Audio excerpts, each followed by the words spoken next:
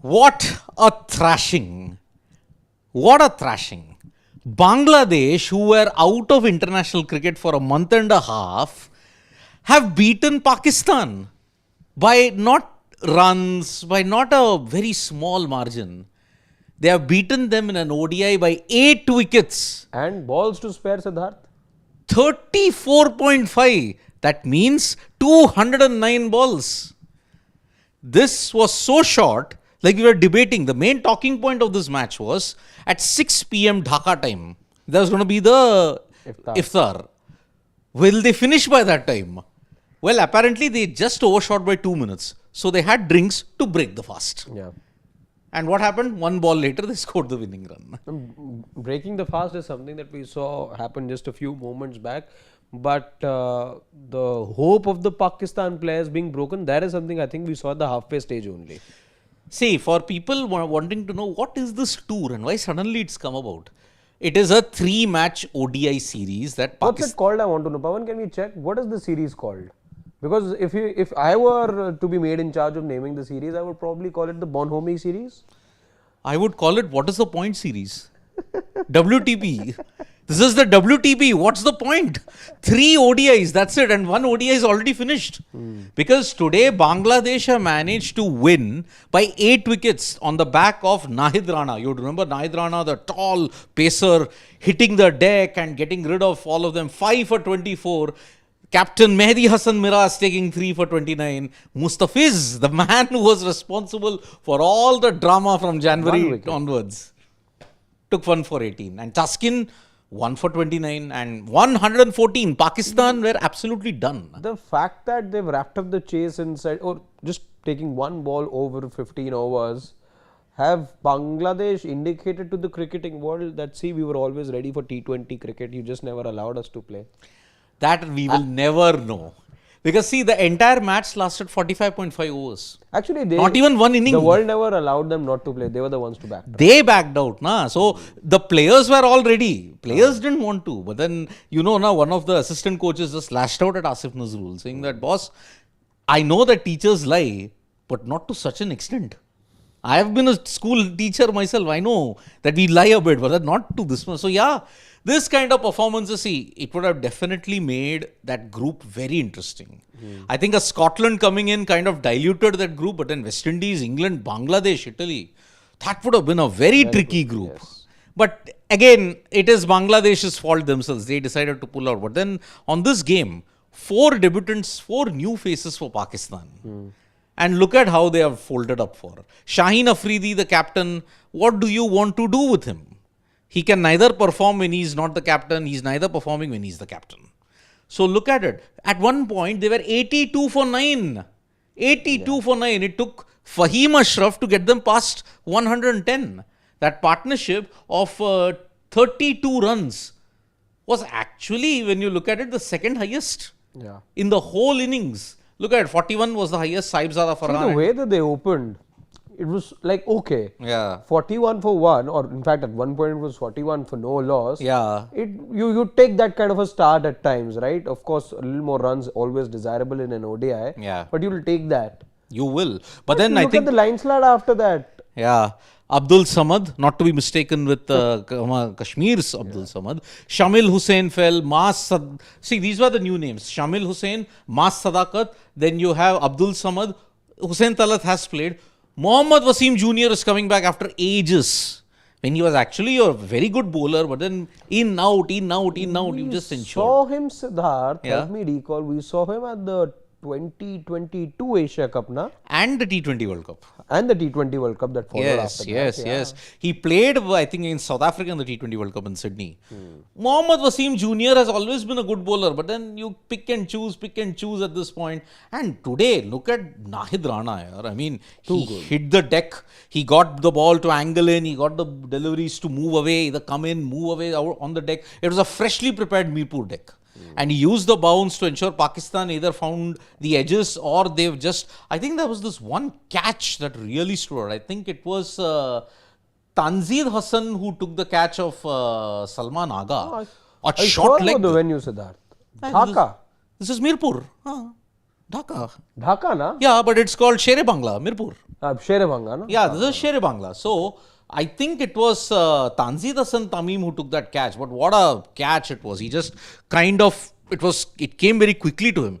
Reflex catch, got it, and he got tumbled on. And look at it, 37 from Fahim Ashraf was your highest ever. 27, Saib Sada Farhan, who was the leading run getter in that T20 World Cup, couldn't get any runs. Mas Sadakat looked okay. Shamil Hussain, 4 for 7.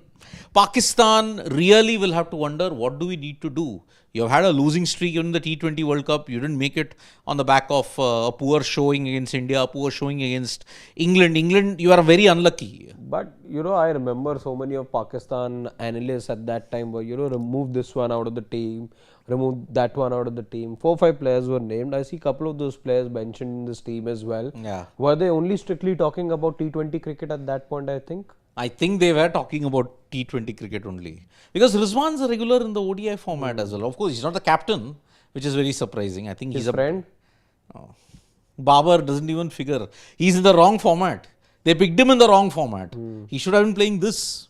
Because this is the format that kind of appeals to him for his stroke play and for the way how he plays. But T20Is is not for Babar Azam. What about the falling stocks of Shaheen Shah Afridi? Falling stocks? I would say that stock now is dead. Look at his poor form here. Barring that one particular, I think that England match where he got 4 wickets, where he was at his absolutely brutal best there. Shaheen Afridi, I just don't know what has gone on. I mean, 5 overs, 1 for 35. That's the game in which he made some sort of a bounce back, right? Because of all the criticism that he was getting. And that's the time we heard from Shahid Afridi that I said all of that to just, fire him up. तुम्हें उकसाना चाह रहा था भाई. This is such a lame thing. But see, today Pakistan were unable to cope up with the bounce, the pace of Nahid Rana. And remember, Nahid Rana is one of your upcoming pace bowlers who's impressed a lot for Bangladesh. I mean, he's quite tall, close to 6'4" if I'm not mistaken. Gets the delivery to leap up. We've seen him in the past. Yeah, I mean, he was there, I think, in the India series also in that sense. And Nahid Hasan also complimenting with 3 for 29. Let's not forget one thing. I know we've cracked a few jokes on the Pakistan side, deservingly so. I'm not going to backtrack on that one. But the jokes and all aside, let's be honest about one thing. Touring Bangladesh in an ODI series, never an easy task. It is not as difficult as the Pakistan team today made it look like. But I remember from a couple of years back as well, and the Indian team had also gone. The Indian team lost, in fact. Exactly. You lost and you needed Herculean efforts at that time, I think, from a Shreyas Iyer, and alongside him, was it Jurel? I thought it was Ashwin, maybe. Shreyas Iyer and Ashwin. Iyer was definitely there in the second test match, exactly, that you Chattogram, I think it was. Chattogram. You really needed those Herculean efforts. I think, you're right. Ashwin was the other one besides the Shreyas Iyer to build the Indian team out. So, we've seen the Indian team lose over there. And in the subcontinent as well, if you see, while we've lost that badge of honor of being unblemished in ODI series, we ourselves have lost away to Sri Lanka in recent times. We've lost to Bangladesh as well. So, you lost 2 series at home also. Touring. You lost to Australia away, you lost to New Zealand recently at home. No, I'm just talking about the subcontinent. Yeah. No matter what the rankings are, no matter how the showing is at major tournaments, when it comes to bilaterals, even in Bangladesh and in Sri Lanka, they get their A game forward. We know as Indians, since those 2 series that we just talked about. Correct. And Pakistan are also going to find it very hard. When India, and I'm rating India much higher than Pakistan or any other touring side to any of these countries, let's say Bangladesh for that matter over here, no team is ever going to find it easy going to Bangladesh, because those conditions, I think, really suit the Bangladeshi bowlers. And the batters also know how to apply themselves, be it bounce, and we've seen how the wickets break down as well, and the spinners come in. Look at today as well, not a lot of breakdown, but even then, Mehdi Hasan Miraz, with the little spin that he gets, and the fact that he's actually a very smart bowler. Very accurate bowler. Very accurate. Quite like a craftsman, I would say. He knows where to land the deliveries, and he's quite one of those bowlers who's a thinking bowler, who knows what to do, who's trying to think ahead of the batter, and he will not get prodigious amount of turn. Never ever. does he get prodigious amount of turn? However, he just gets that subtle turn and he's always changing his lengths up, still able to land the ball in exactly the area which doesn't make the batter go easy with the run scoring. So him, and of course this pace battery which is getting only better, I would say, with time as far as Bangladesh are concerned. What a good trio. Nahid, Taskin, Yes. Mustafiz his pedigree. Just the injuries is always a bit of an issue with Taskin. But Taskin at this point in time, when you look at how he's recovered from those injuries, Asia Cup he was pretty impressive. And now 1 for 29, he kind of set it up, good pace up, and also ensuring that, okay, he dried up the run. So 10 overs, 41, Pakistan didn't get off. And I think Pakistan are still recovering from, sorry. The cold? No, from what happened in the Asia Cup. Okay.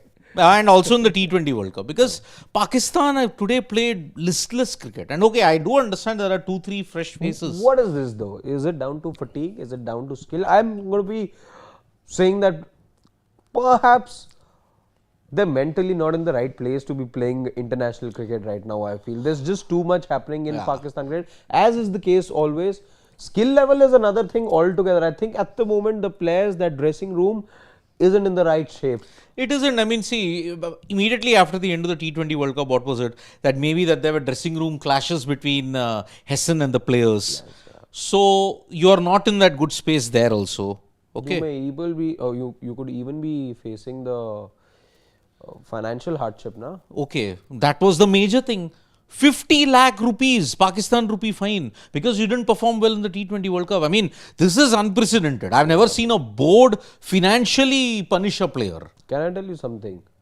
If I jog my memory back, and this is something I was reading recently as well. It's not actually the first time, I think, in Pakistan cricket. Oh. You'll recall this perhaps. Even in 2003, the board had given them a similar direction. Oh yes, when they didn't do well in the World Cup. Waqar was the man in charge at that time. Waqar was around. Yeah, Waqar, Wasim, both were there. That was their last World Cup. Exactly. And they felt very aggrieved at that time. But I think Waqar, as one of the senior players, had agreed to this particular condition as well that was set forth the Pakistan players. Oh. And at that time also it was pre-decided that if there's a performance that the players are able to put together, there's going to be incentive, etc., etc. If not, there's going to be some sort of penalty. So I think they've only gone ahead and written another chapter when it comes to these things. Because see, it looked demoralizing. Look at the way how each of the batters just couldn't apply themselves. 82 for 9 and takes a Fahim Ashraf to get you to 100, just past 100.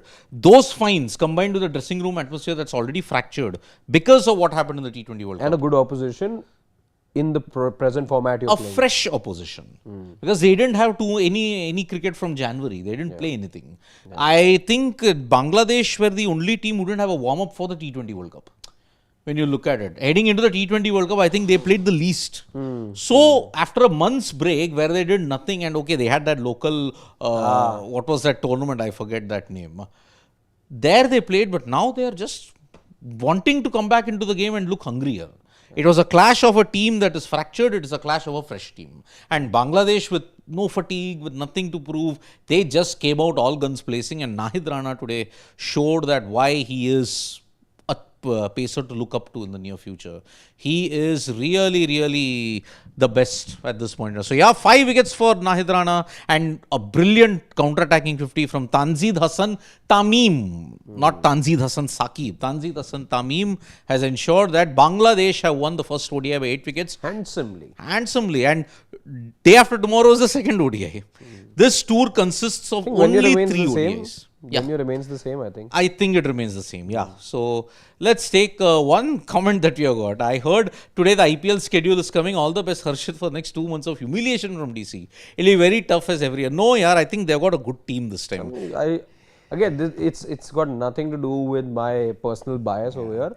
If I was to just look at the merit in that team, it does look like a team which doesn't face so much humiliation as AJ used to. But if I want to judge who's the winner from an IPL auction, I would rate Delhi Capitals the winner already. Yeah, the IPL auction strategy was 10 on 10. Brilliant. You look at the number of players that they got on base price. David Miller, Kyle Who do you think was Jamieson, responsible, Mr. Saurav Ganguly or Mr. Grandhi? Mr. Grandhi, as always. Mr. Grandhi. Very tactical. You managed to get a Miller at base price. You managed to get Miller. I think Miller was at base price. It was base price capitals in the beginning. Yeah, Duckett.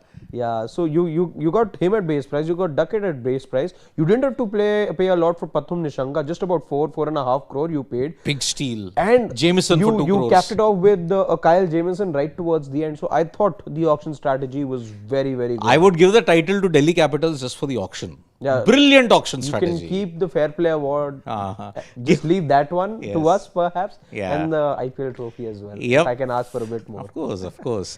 Maybe this could be Delhi Capitals this year. One hopes so, but that Mumbai Indians team, Siddharth, is just looking at that potential 16-17 that make They the don't fray. have a good spinner. That's the There's thing. Except for Santner, Santner. yaar. Except for There's him. They have Markande as well, no, this time. But again, where will you... Inexperience, I know Yeah. he's been in and out of IPL sides. Correct. Let's see. Yeah, freaking awesome is saying. In 2015, Pakistan lost the ODI series 0-3 in Bangladesh. Yes, they did. It was a whitewash. Before that, Pakistan hadn't lost the ODI series in Bangladesh for a decade or so. Pakistan hits the rock bottom, indeed. I mean, come on. The last time Pakistan played Bangladesh at home in Pakistan, they were whitewashed 2-0 in a test series.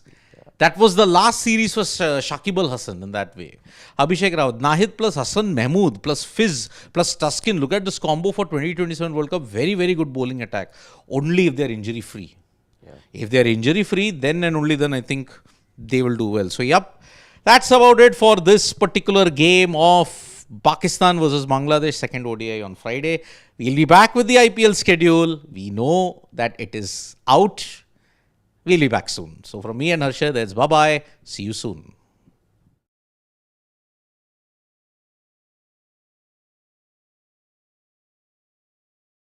Harsha, that's bye-bye. See you soon.